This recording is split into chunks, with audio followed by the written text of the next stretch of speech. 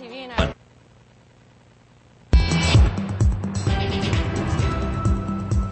Let me give you a pretend Syria update. The American president's latest position on Syria cannot be laid out at this time till John Kerry commits another gaffe.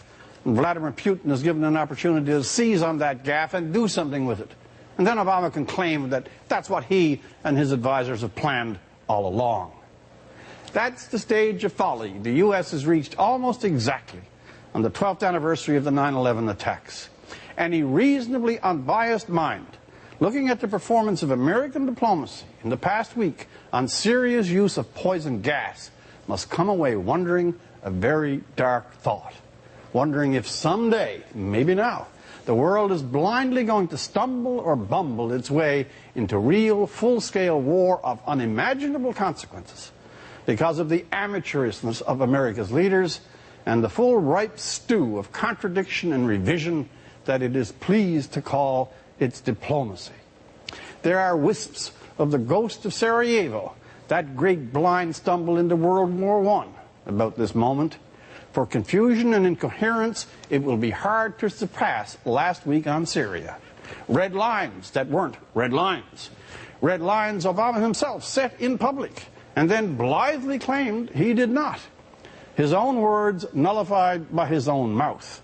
Losing the British as allies. Not needing the UN, must have the UN. Don't need Congress, must have Congress. Not sure about Congress.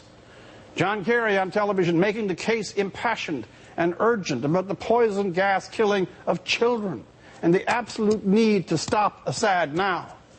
John Kerry the next minute telegraphing the strike will be unbelievably small, a pinprick, targets announced in advance. And then, almost on cue, Secretary of State Kerry undermined by his president when Obama, with macho pride, announces the United States military doesn't do pinpricks. Obama won the Nobel Prize for Peace. There are not a few saying he should now hand it over to the frequently bare-chested ex-KGB master and merciless Vladimir Putin. Because, however unsavory or unwelcome the thought, it is Putin who, capitalizing on Kerry freelance and improvisational remarks, and taking advantage of Obama's wildly careening and terminally indecisive positions, is now the champion diplomat, the peacemaker of a new century.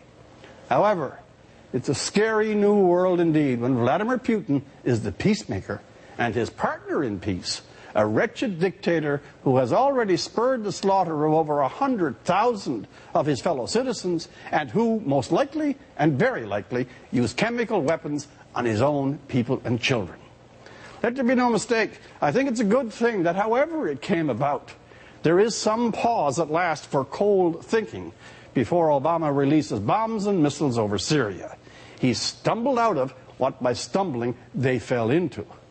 But it's more sad than ironic that the United States of America on this anniversary of 9/11 seems more exposed and uncertain, more adrift in some deep ways than it has been for quite a while.